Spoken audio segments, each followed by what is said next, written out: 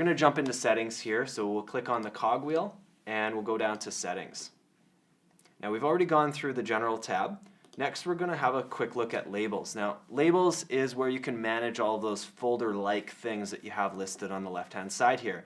As we mentioned earlier, those labels are not really folders, they're just like sticky notes that you're putting on a message. And as a result of that, you can have multiple labels on a single message, or you can have one message that appears to be stored in multiple locations. All the default ones will show up here.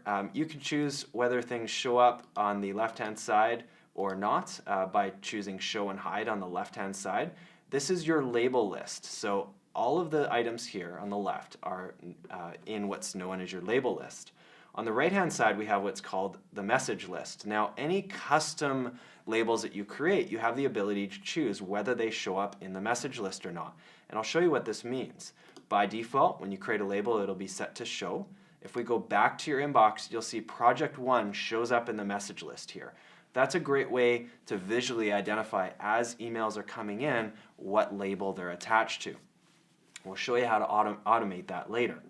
If we go back to settings and we change that label to not show up in the message list, we go back to the inbox, you'll notice that that message is no longer showing that label within your inbox. So it's a setting that keeps things cleaner. However, if you like to be organized and you want to be able to identify quickly as you're managing your messages in your inbox which label they're attached to, you want to leave that on by default. At the very bottom here, you can create new labels, you can rename your existing labels, and you can also edit or remove them on the right-hand side here. Next, we're going to jump to your inbox. Now, we went through this earlier. This is just another place you can go through your default, important, unread, starred, or priority inbox settings.